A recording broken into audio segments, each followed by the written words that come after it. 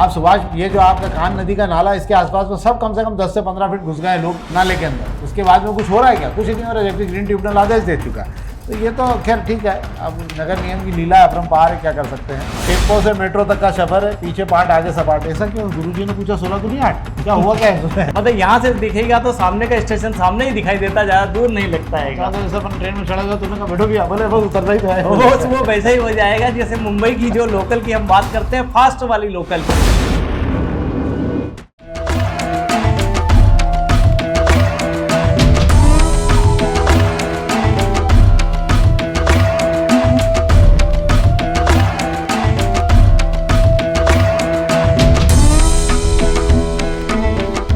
नमस्कार, शाम के अखबारों की चर्चा चाय के साथ।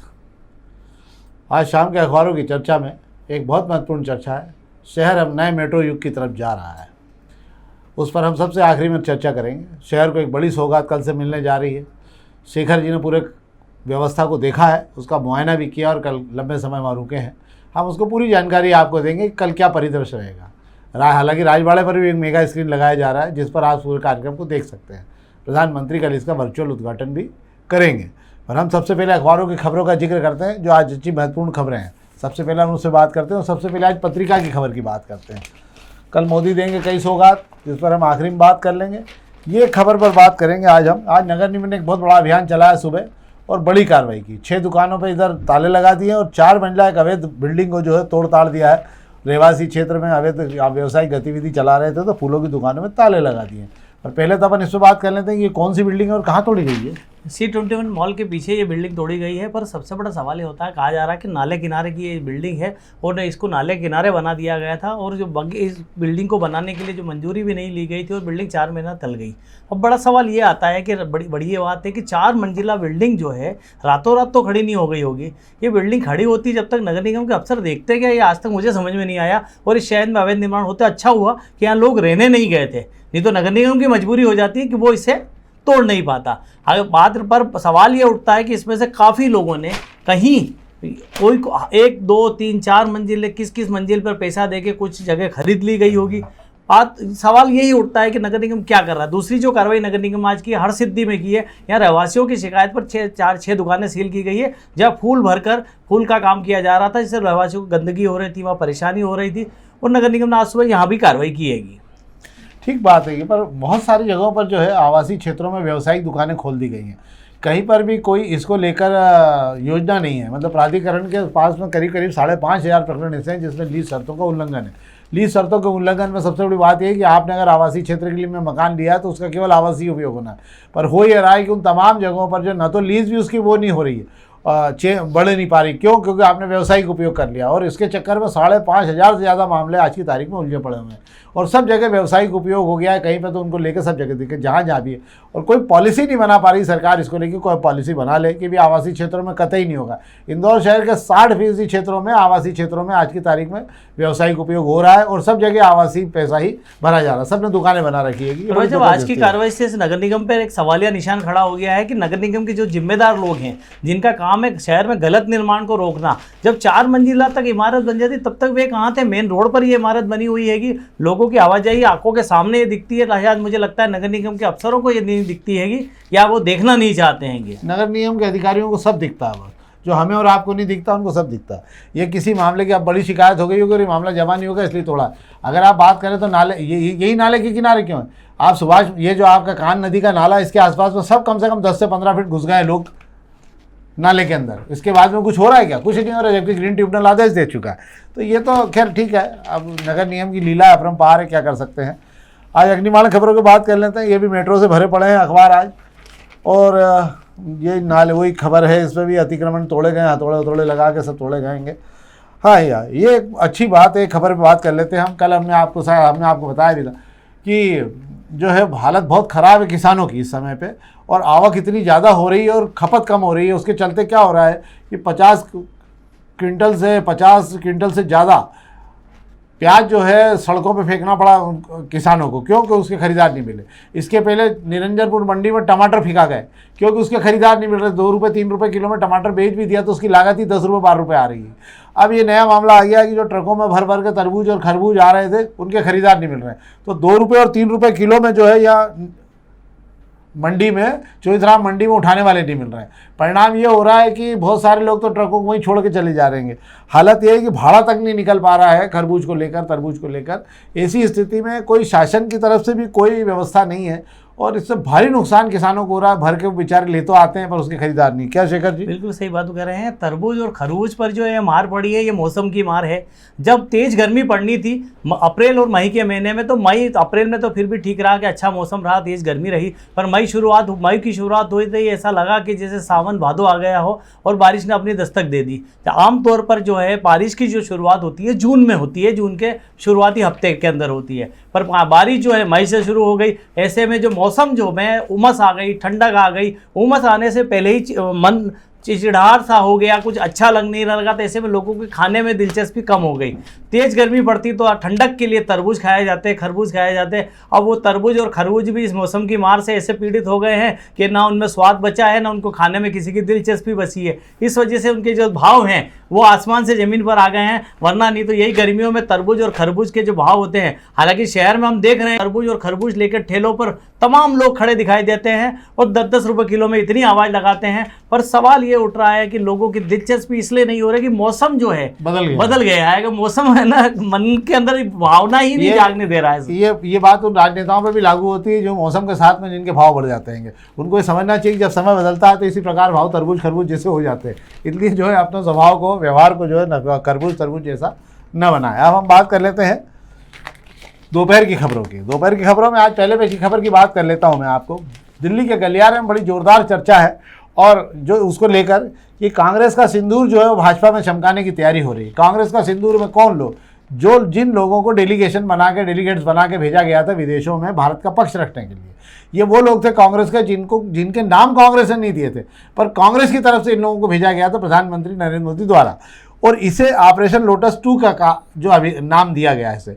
इसके अंदर शशि थरूर, मनीष तिवारी, गुलाम नबी आज़ाद और सुप्रिया सुले, ये 4 लोगों को मंत्री बनाने की कवायद शुरू की गई है। शशि थरूर यूएन में काम कर चुके हैं, अनुभवी भी हैं और विदेश मामलों के जानकार रह चुके हैं, विदेश मंत्री भी रह चुके हैं। मनीष तिवारी मनमोहन सिंह कार्यकाल में बड़े ताकतवर मंत्री रह चुके हैं और अच्छे विषयों के जानकार कहे जाते हैं। गुलाम नबी आज़ाद राजीव गांधी के ज़माने से और उसके पहले से रहे हैं। और इसके अलावा सुप्रिया सुले, चूँकि अजीत पवार और शरद पवार की पार्टी एक होने जा रही है, समझौता लगभग हो रहा है, उसके चलते सुप्रिया सुले भी जो है केंद्र में मंत्री बन सकती हैं। तो ये हो रहा है कि लगभग ये अगले महीने में मंत्रिमंडल विस्तार होगा। उसमें इस बार जो है विदेश मंत्री जयशंकर जो है उनको बाहर किया जा रहा है। अश्विनी वैष्णव के 2 लोगों को निकालने की तैयारी की जा रही है।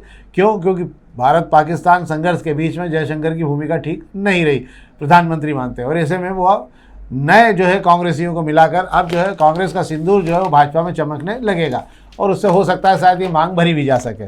तो ये है खबर। एक और खबर बता दूं आपको कि ट्रंप को फिर टैरिफ लगाने की अनुमति मिल गई अगली कोर्ट से। कल जिस कोर्ट ने स्टे दिया था उसकी अगली कोर्ट ने फिर वापस उस पर स्टे दे दिया। ट्रंप बिल्कुल अड़े हुए हैं, वो टैरिफ लगाए बिना मानेंगे नहीं। मतलब ट्रंप जो है पूरी दुनिया को एक बार फिर डराने के लिए आज़ाद कर दिए गए। हाँ, उन्होंने वापस टैक्स लगाना ठोकता शुरू कर दिया है।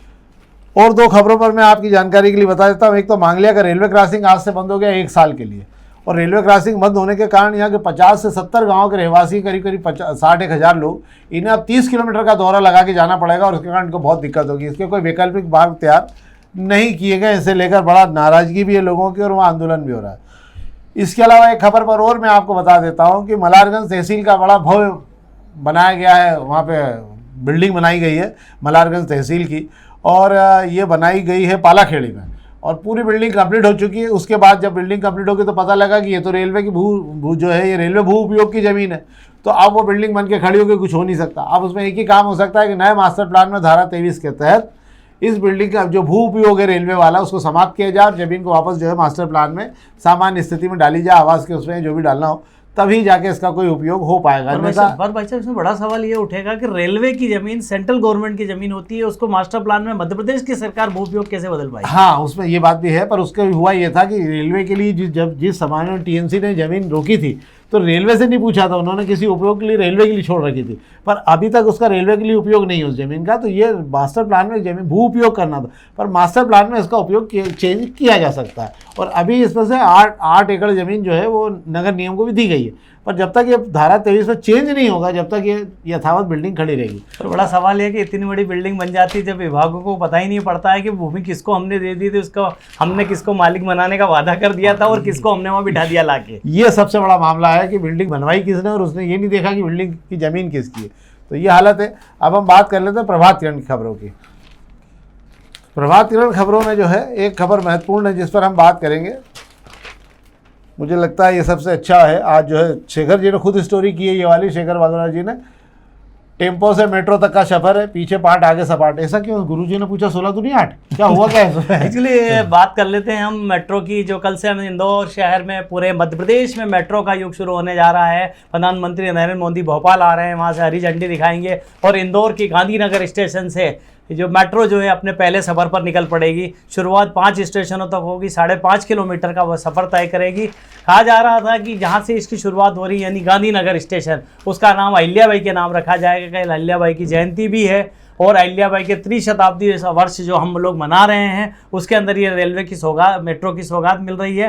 पर नेताओं ने यहाँ पर कह दिया है, पर अभी मेट्रो वालों तक ये बात नहीं पहुँची है कि नाम अहिल्याबाई के नाम पर रखना है। अभी नाम स्टेशन का गांधीनगर ही है। अब गांधीनगर स्टेशन की अगर मैं बात कर लेता हूँ तो स्टेशन करीब करीब पूरा ऊपर से बन चुका है, पर समस्या वही है फिर कि स्टेशन पर जो यात्रा करने के लिए जो लोग आएंगे अपने व्हीकल्स कहाँ खड़ेंगे, पार्किंग का भी इंतजाम नहीं है। स्टेशन के नीचे जहाँ से आप लिफ्ट के सहारे या एस्केलेटर से स्टेशन के लिए जाएंगे, वहाँ पर पानी जमा हो रहेगा। अभी 2 दिन पहले गिरी बारिश की वजह से वह पानी जमा हो गया था। अब चूँकि कल जो है उसकी शुरुआत होने जा रही है, अगर कहीं रात में पानी गिर गया या सुबह पानी गिर गया तो वहाँ ऐसे हालात ना बने, इसके लिए उस पानी को निकालने के लिए सड़क किनारे और मेट्रो के फुटपाथ के पास में जो है एक नाली बनाई जा रही है, उसके अंदर पाइप डाल के उस पानी को जो है वापस स्टॉर्म वाटर लाइन तक ले जाया जा रहा है। अब बात कर रहे हैं स्टेशन की। स्टेशन में बहुत अच्छी सुविधाएं दी गई है। स्टेशन पर दाखिल होने के बाद के आपको QR पेपर का एक आपको टिकट दिया जाएगा। उस टिकट के बाद आपकी उसका स्टेशन में एंट्री हो जाएगी। स्टेशन में अभी तक हमने देखा है महिलाओं, पुरुषों और दिव्यांगों के लिए शौचालय होते थे, पर मेट्रो के स्टेशन पर जो 3rd जेंडर है उनके लिए भी टॉयलेट का, शौचालय का इस्तेमाल की सुविधा दी गई है। कि बाकी बात कर लें, वाटर कूलर वहाँ लगा हुआ है, वहाँ से आप पानी की बोतल भी भर सकते हैं, वो भी सुविधा वहाँ मिल रही है। बहुत ही अच्छी तरह का स्टेशन बनाया गया है। आप ऊपर जाएंगे एक ऐसा अनुभव करेंगे कि आप कहीं हाईटेक शहर में हैं, मतलब इंदौर नहीं है, आप ऐसा लगता है विदेश में आप आ गए हैं। ऊपर स्टेशन में मुझे कोई खामियां नहीं दिखी, पर अभी नीचे फिर भी बहुत काम होना बाकी है। चालू कर रहे हैं। आप स्टेशनों की दूरी की अगर हम बात कर लेते हैं, 5.5 किलोमीटर में 5 स्टेशन आ जाएंगे। इससे आप हिसाब लगा लीजिए कि 1 किलोमीटर आप चलेंगे और ट्रेन का इंजन फिर रुक जाएगा, फिर एक चलेंगे फिर रुक जाएगा। हालांकि ये जहाँ से शुरू कर रहे हैं गांधीनगर से लेकर सुपर कॉरिडोर के स्टेशन नंबर 3 तक, मतलब हम बात कर लें TCS चौराहे तक ही ये ट्रेन की आवाजाही चालू होगी। उस एरिया में अभी लोगों का रहवास नहीं है, कम लोग रहते हैं, नहीं लोगों का ज़्यादा मूवमेंट है, आना जाना हैगा। फिर भी मेट्रो की सौगात इस शहर को देनी थी तो मिल गई है। मेरे को थोड़ा सा बताओ आप, जैसे 1 किलोमीटर का सफर कितनी देर में पूरा हो रहा है? 1 मिनट में? अब उस मेट्रो की मुझे लगता है जो रफ्तार है, मुझे 80 से लेकर क्या कम रफ्तार से वो दौड़ेगी तो 1 मिनट भी मुझे लगता है बहुत हो जाएगा। मतलब यहाँ से दिखेगा तो सामने का स्टेशन सामने ही दिखाई देता, ज़्यादा दूर नहीं लगता है। जैसे अपन ट्रेन में चढ़ेगा तो उनका बैठो भी बोले बस उतरना ही तो है। वो वैसा ही हो जाएगा जैसे मुंबई की जो लोकल की हम बात करते हैं, फास्ट वाली लोकल की। एक स्टेशन से हम चढ़ते हैं, तेज़ी से चलती है, दूसरे स्टेशन में एक ब्रेक लगता है, फिर वापस ब्रेक छूट जाता है, बस उतना ही वो चलेगा। पहला सफ़र है कल, महिलाओं के नाम किया गया है। कल सारी महिलाओं को अलग अलग कैटेगरी की कोशिश की गई है कि वकील भी वहाँ आए, डॉक्टर भी वहाँ आए, हर क्लास की महिलाएं वहाँ आए और सफ़र करें। सफाई मित्रों को, सफाई दीदियाँ जो हमारे शहर की जो पहचान है, वे भी इसमें सफ़र करेगी। पुरुषों को कल मौका नहीं है, पर इस शहर को लेकर, लोगों को लेकर एक सौगात है, कम से कम मेट्रो को देख तो लें। अपने परिवार के साथ एक पिकनिक मनाने चले जाएं सुपर कॉरिडोर पर, तो हफ्ते भर के लिए खाना अंदर नहीं ले जा सकते। आपको मैं बता दूं, जो लोग गुटखा पाउच और सिगरेट पीते वे भी समझ लें कि आपकी वहीं पर चेकिंग हो जाएगी। गुटखा पाउच या सिगरेट आपकी जेब में हुई तो आपको उसी समय बाहर निकालना होगा। ऐसा नहीं है कि आप कहीं भी खा के वहाँ गंदगी कर पाए, ऐसा आप नहीं कर पाएंगे। मतलब अंदर ट्रेन में बैठ के भी नहीं खा पाएंगे ना, ट्रेन आपको गेट से ही रोक दिया जाएगा। आपके ये सब बातें आप समझ लीजिए, क्योंकि अब आप जो है मेट्रो युग में प्रवेश कर रहे हैं, तो मेट्रो युग में ये सब चीज़ें नहीं चलती अंदर वहाँ कि स्टेशन में बैठ के खाने लग जाओ आप, ये सब चीज़ें वहाँ संभव नहीं। एक बात और मेरी समझ में नहीं आई, पिछले दिनों कैलाश वर्गीय जी ने भी कहा था कि वो कौन से अपने तुर्की की कंपनी ने काम ले रखा था जो, और उन्होंने कहा था इसका काम तत्काल कैंसिल कर दिया जाएगा। तुर्की की कंपनी के काम को रोकने के लिए चिट्ठी लिखी जा चुकी है मेट्रो कंपनी तो को, हो चुका ना, क्योंकि फैसला जो लेना है वो जो सेंट्रल गवर्नमेंट मेट्रो अथॉरिटी लेता है। हाँ। इसमें मध्य प्रदेश सरकार का ज्यादा इन्वॉल्वमेंट नहीं, चूंकि इंदौर में काम हो रहा है। तुर्किया जो कि देश का जैसे जुड़ा मामला हो गया है, तो इसलिए उस पर विचार किया जा रहा है। और अभी टिकट देना लेना अभी मुझे लग रहा है अभी तो शुरुआत है, अभी तो कंपनी ने किया, इसी कंपनी ने किया है। हाँ, मतलब 5 स्टेशनों का काम तो तुर्की की कंपनी निपटा चुकी है, कि बाकी स्टेशनों के लिए जब आगे होगा तब देखा जाएगा। तो अगर वो नहीं करती तो कल उद्घाटन में बड़ी दिक्कतें आती, ये पहले से समझ लेना चाहिए था, और कंपनी भी इसके लिए तैयार थी, जो मुझे जानकारी दी गई। तो अब ये तो थी आज कि हमने आपको मेट्रो युग की, आज हमने जो टेम्पो से नहीं तांगे से हम शुरू हुए जीवन में, इंदौर में होलकर रियासत के तांगों से शुरू हुए थे, जिसमें 4 या 5 लोग बैठ के टक टक टक टक घुमा करते थे। उसके बाद टेम्पो चले, और टेम्पो के बाद में हम जो है फिर हम उस युग के आखिरी लोग होंगे शायद जिन्होंने इंदौर के स्वभाव को बदलते हुए देखा है। उसके बाद में नगर सेवा चली ना, टेम्पो के बाद नगर सेवा चली, और नगर सेवा के बाद फिर वैन आ गई, और हमने इनमें सब में सवारी की हुई है। फिर मैजिक आ गई, फिर मैजिक आ गई, और उसके बाद बड़े बड़े मैजिक होने लगे इस शहर में, तो समझ नहीं आया कि कौन सा मैजिक कब तक उस चले। मैजिक से ई रिक्शा निकल के आ गया, ई रिक्शा आ गया, वो ई रिक्शा के बाद में अब बाकी तो सब क्या है, अब मेट्रो आ गई है आपके पास में। अब आपको केवल 2 चीजें और देखना बाकी रह गई, एक तो तार पे वो चलने वाला क्या है, केबल कार आपको देखना रह गई, वो आप देख सकते हो। बाकी सब चीज़ें अब आपको सामने सड़क पे होने लगी है। पर इसी के साथ में फिर भी हम कहेंगे इस शहर को बड़े उद्योगों की ज़रूरत है, क्योंकि जब तक बड़े उद्योग बॉम्बे की तरह यहाँ नहीं आएंगे, ये औद्योगिक शहर नहीं बनेगा, तब तक ये सब चीज़ें भयानक घाटे का सौदा सिद्ध होंगी। तो ये तो थी हमारी आज की जानकारी जो हमने आपको दी, और खबरें जो हमने आपको बताई। हम आपसे आग्रह करेंगे इस कार्यक्रम को अधिक से अधिक लोगों तक पहुंचाएं। इंदौर के लिए कार्यक्रम बनाने का अभियान हमने बना रखा है ये वाला। इसके अलावा हम इंदौर के और भी कार्यक्रम हम आपको बना के रोड डालने की कोशिश कर रहे हैं, जिसमें बहुत अच्छे कार्यक्रम बनेंगे। अगर आप देखेंगे तो आपको अच्छा भी लगेगा। बहुत बहुत धन्यवाद।